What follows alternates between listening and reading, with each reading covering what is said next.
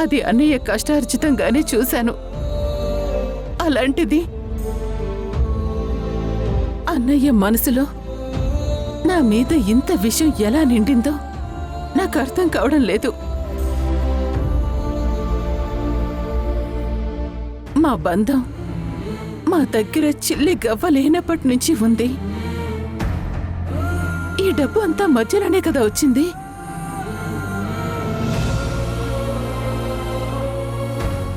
అది మనిషిని ఇంతలా మార్చేస్తుందా? మనిషిలో ప్రేమని కూడా మింగేస్తుందా? నా భర్తని చంపించేంత ద్వేషమా? అమ్మా, నాకెందుకో మీ ఇద్దరి మధ్య వచ్చింది డబ్బు మాత్రమే కాదనిపిస్తుంది. అటు ఇటు కూడా కలిపి ఆలోచించండమ్మా. అప్పుడే అసలు నిజాలు తెలుస్తాయి.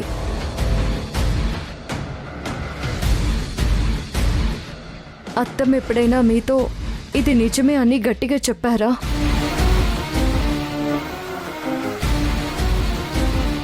ఇప్పుడు మీరు అనుభవిస్తున్న ఈ జీవితం మీ కల కదమ్మా.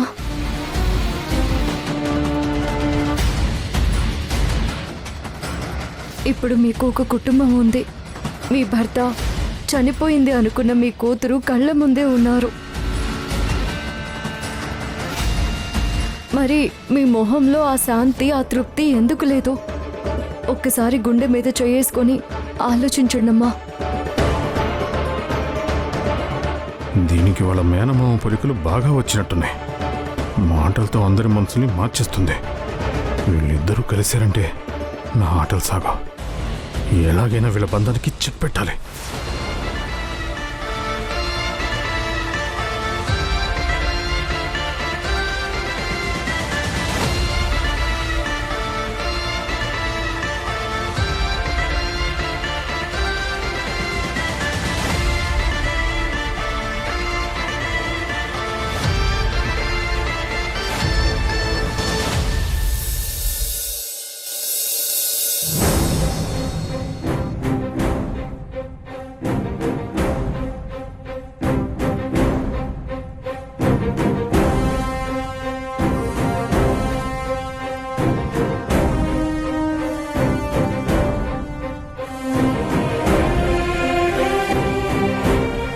బాగున్నావా చెల్లెమ్మా?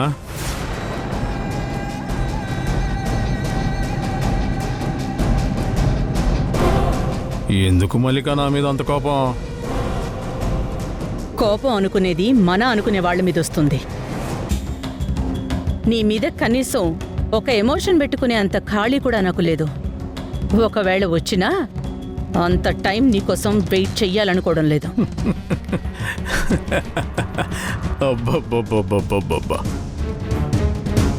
మాటలు తూటలాగా వదులుతున్నావు మల్లిక.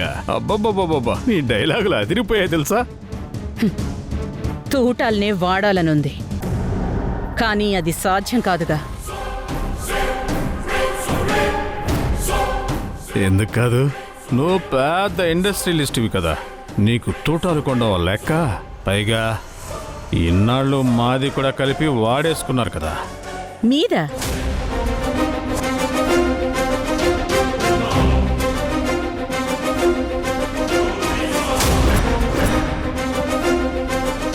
మాది అంటే నందితది మీరాది కూడా నా ఉద్దేశం. అప్పుడు అదేగా చెప్పారు. అది చెప్పే కదా నన్ను కారెక్కించి పంపించారు. నన్ను చంపాలి అనుకున్నారు కూడా.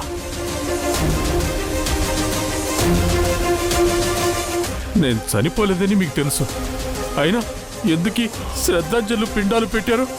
ఎందుకంటే మా దృష్టిలో నువ్వు చచ్చిపోయావు కాబట్టి.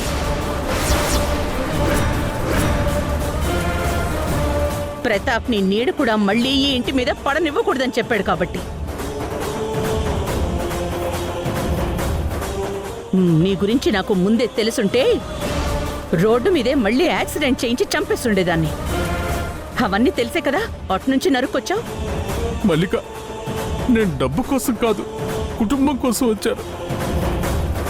కనీసం నా నందిత కోసం కూడా ఆలోచించలేదా? నీ నందితానా? ఈ డ్రామా లోపు దాస్. ఇక చాలా ఆపండి.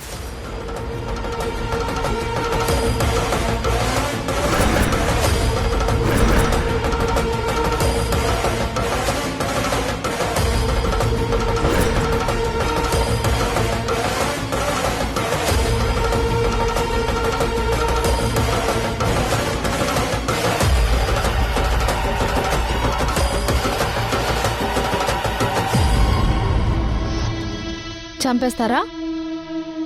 మా నాన్న వచ్చాడని తెలిస్తే మళ్ళీ యాక్సిడెంట్ చేయించేవారా?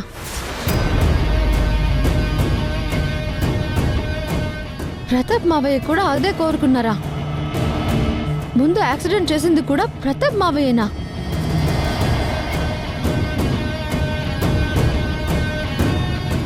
కారులో చెల్లి బిడ్డ కూడా ఉన్నారని తెలిసినా కూడా చంపేద్దాం అనుకున్నారా?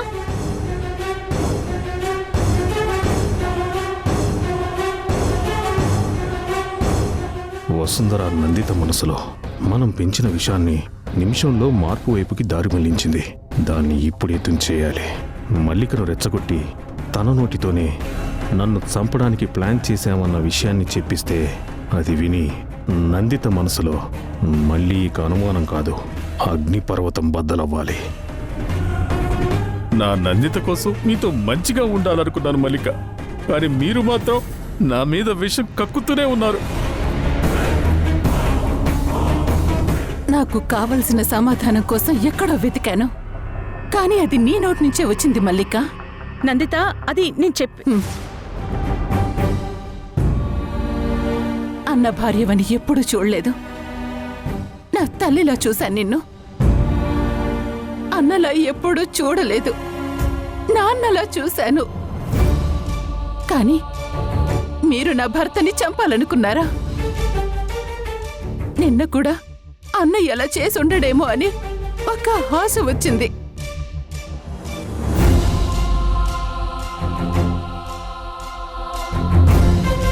మీరందరూ కలిసి ఇలా చేసింది, నా భర్తని నా బిడ్డని నాకు కాకుండా చేసింది డబ్బు కోసమా?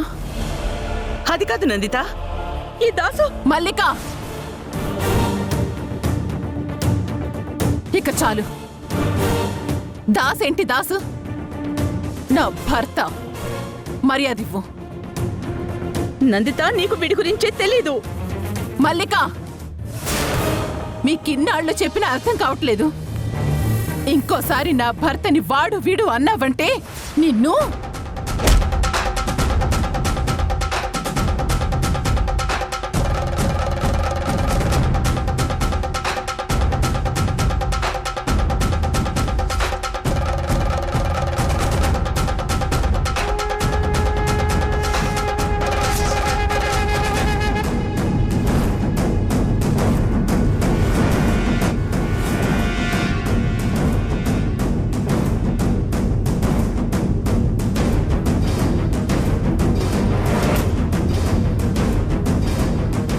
వద్దు నందితమ్మ, వద్దు.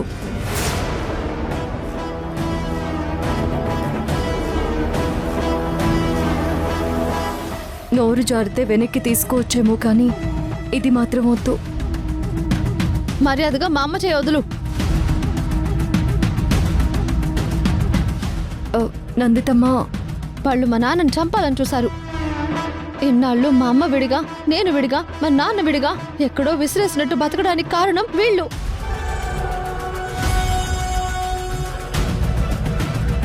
మీరా, నీకేం తెలీదు. నువ్వేం మాట్లాడుకో. అత్తమ్మని పూర్తిగా చెప్పనివ్వండి. నందితమ్మ, అత్తమ్మ చెప్పేది వినండి. పూర్తిగా చెప్పనివ్వాలంటే వాళ్ళేం చేశారో నీకు ముందే తెలుసా?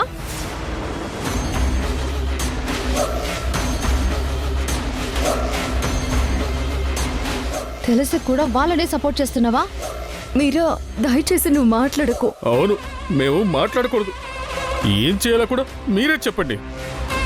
నేను నా నందితమ్మతో మాట్లాడుకుంటాను. దయచేసి మీరు మధ్యలోకి రావద్దు. ఏం మాట్లాడతావు? అందరితో ఇంత మంచిగా ఎలా ఉండగలదు అనుకున్నాను, కానీ ఇప్పుడు నీ బుద్ధి బయటపడింది. మా అమ్మని పరాయిదాన్ని చేసేసావు కదా. మీరా, ప్లీజ్, నీకు దండం పెడతాను. ఒక్క 5 నిమిషాలు నన్ను అమ్మతో మాట్లాడినివ్వు. నీది మంచితనం కాదు వసుంధర, మంచితనపు ముసుగు. తల్లి స్థానం ఇచ్చి ఆ తల్లి మీదకి చెయ్యి ఎత్తుతావా? వీళ్ళతో కలిసిపోయావా వసుంధరా? కాదు మీరా, నేను చెయ్యెత్తలేదు. ఎత్తిన చేతిని కారణం అడగకుండా అడ్డుకోవడం కూడా చెయ్యి ఎత్తడం కిందే వస్తుంది. అమ్మా, నా మాట వినండమ్మా. ఏమన్నా అనిత, మీరా నీ రక్తం పంచుకు పుట్టిన కూతురైతే ఈ వసుంధర నీ బంధం పంచుకుని పుట్టిన కూతురు అనేదానివిగా. రక్తం పంచుకుని పుడితేనే కూతురవుతుంది. ఎంత ప్రేమ పంచినా పేగు బంధం కాకపోతే పరాయిది అవుతుందని నాకు అర్థమైంది.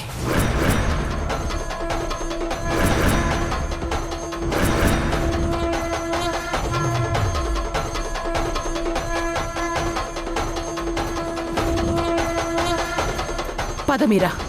అమ్మా, అది కదమ్మా, నా మాట వినండమ్మా.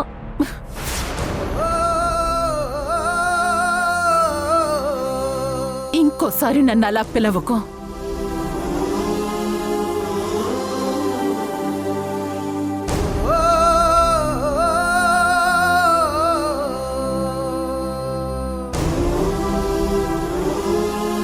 నాకు సంబంధించి నా కుటుంబం అంటే నా భర్త దాస్, నా బిడ్డ మీరా.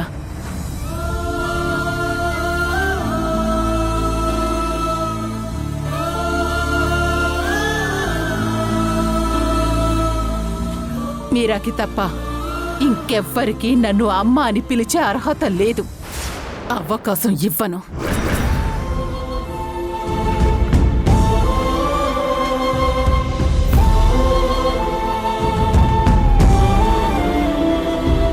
పద. అమ్మా, అమ్మా.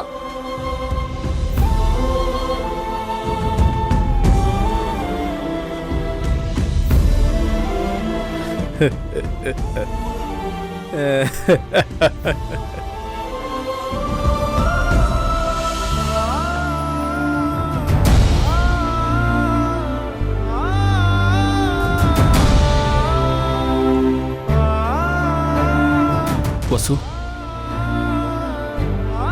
ధ్రువ సార్, అమ్మకి నా మీద కోపం వచ్చింది. నేను అమ్మతో మాట్లాడాలి. వద్దు వసు. ఇప్పుడు నీ మాట వినే పరిస్థితుల్లో ఎవరూ లేరు. లే, పద.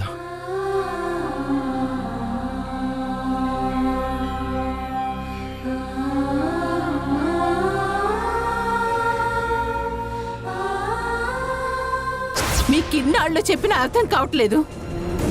ఇంకోసారి నా భర్తని వాడు వీడు అన్నావంటే నిన్ను.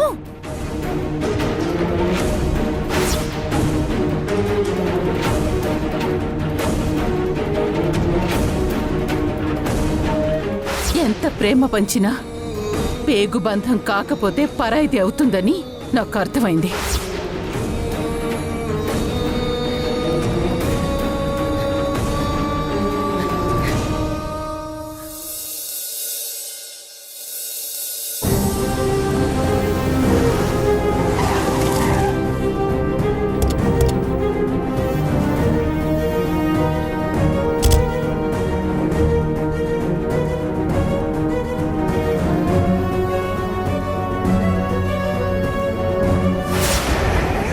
నిన్న కార్తీక్ నాన్న మాట్లాడుకుంటుంటే ఈ ఇంట్లో జరుగుతున్న డ్రామా అంతా విన్నాను. అప్పటి నుండి ఎప్పుడెప్పుడు వద్దామా అని తెగ అనిపించింది. ఈ వసుంధర మోహన్ చూడాల్సిన టైంలోనే చూస్తున్నాను. భలే మజా ఉంటుంది ఇప్పుడు.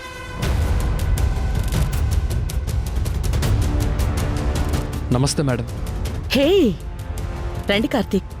ఏంటి విశేషం? పొద్దు పొద్దునే వచ్చారు. వచ్చే వారంలో మా ఎంగేజ్మెంట్ పెట్టుకున్నాం madam. Very good. Rajiv sir మొదటి కార్డు మీకే ఇచ్చిరమ్మన్నారు.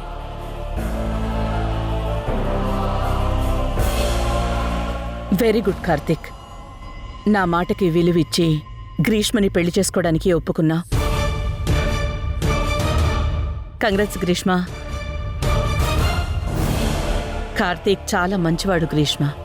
తను నిన్ను చాలా బాగా చూసుకుంటాడు. ఈ విషయం మా డాడీ కూడా చెప్పారంటీ.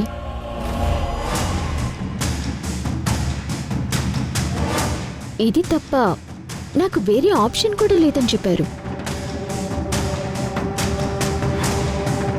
నేనే మీకు థ్యాంక్స్ చెప్పాలి, ఇంత త్వరగా నన్ను చూసుకోవటానికి భర్తనిచ్చినందుకు.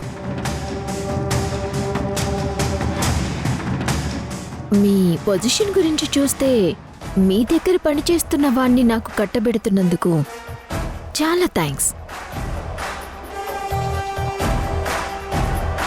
మీరు మాత్రం మీ ఇంటికి పనిచేసేదాన్ని తెచ్చుకోవచ్చు, నాకు మాత్రం మీ దగ్గర పనిచేసేవాణ్ణి కట్టబెట్టచ్చు. చాలా చాలా థ్యాంక్స్ ఆంటీ.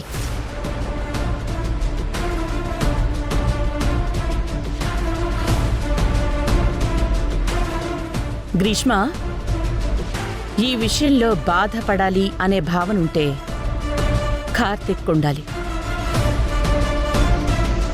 ఎందుకంటే నిన్ను భరించే ఓర్పు సహనం ఉండేది కార్తీక్కే కాబట్టి. Anyways, congratulations Karthik. Thank you madam. Rajiv ఇష్టపడ్డట్టే ఈ పెళ్లికి కేవలం ఫార్మాలిటీగా కాదు, మేము ఖచ్చితంగా వస్తాం. కూర్చోండి, కూర్చో కూర్చో కార్తీక్. పర్లేదు మేడం, నేను ఇలాగే ఉంటాను. అదేంటి కార్తీక్, ఇప్పుడు నువ్వు రాజీవ్కి కాబోయే అల్లుడివి, అంటే మా ఇంటి మనిషివి. కూర్చో. అదే, ఏం పర్వాలేదు, ప్లీజ్ కూర్చో.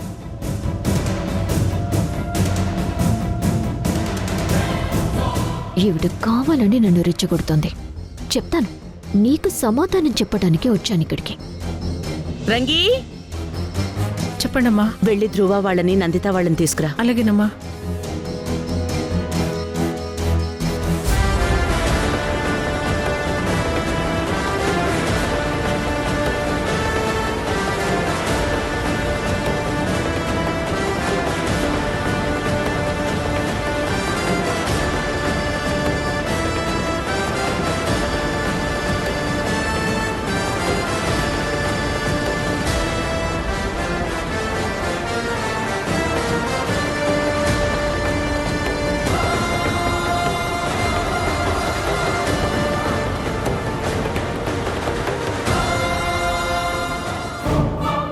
ఆహా, ఇది కదా అసలు సీన్. కంటెంట్ సూపర్ గా ఉంది. ఎలా ఉన్నారు మేడం? మిమ్మల్ని ఇలా చూడడం చాలా సంతోషంగా ఉంది మేడం. Thank you. కార్తీక్, ఇప్పుడు ఇవ్వు. వసుంధర, ధ్రువ, మీ చేతుల మీదుగా తీసుకోండి. ఒక్క నిమిషం అండి.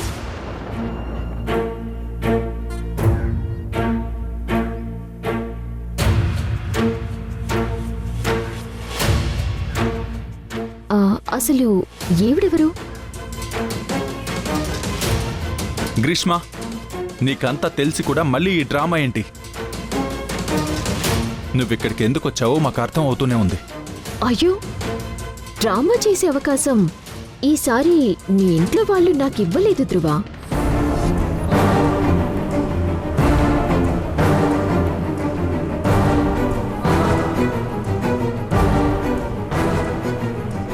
నేనున్నప్పటికంటే ఇప్పుడే మీ ఇంట్లో డ్రామా చాలా రసవత్తరంగా సాగుతోంది.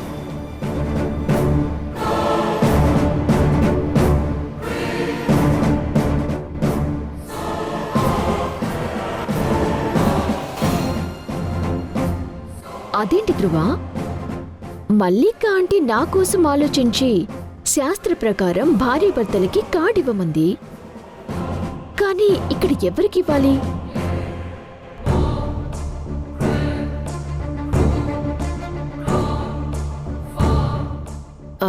ముహూర్తం చూడకుండా పెళ్లి చేసుకున్న వీళ్ళకా, లేకపోతే పెళ్లి కాకుండానే శోభనం చేసుకున్న వీళ్ళకా?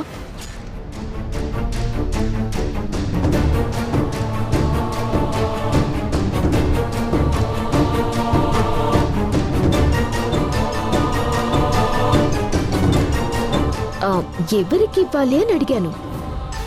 అందులో తప్పే ఉంది.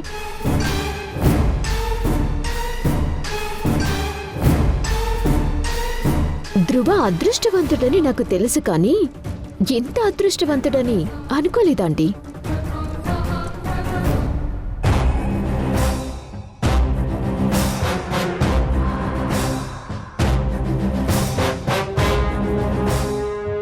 ఒకే ఇంట్లో ఇద్దరు పెళ్ళాలు.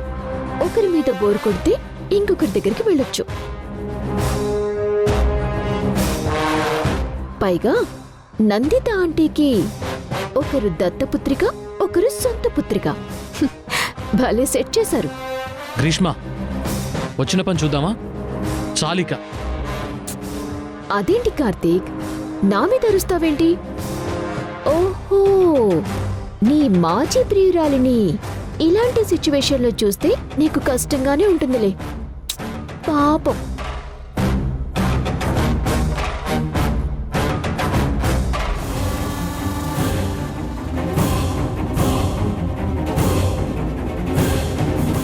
నిన్ను వదిలి తనని చేసుకుంటే తను ఈవిడ కన్నా ముందే ఆవిడతో అబ్బో, చాలా కన్ఫ్యూజన్ ఉంది ఇక్కడ.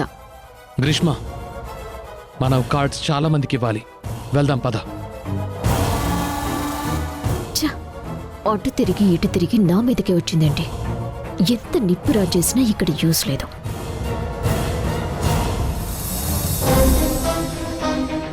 ఇదిగోండి sir. Congratulations. Thank you sir. పద గ్రీష్మ, వెళ్ళొస్తాం మేడం. ఆగమ్మా.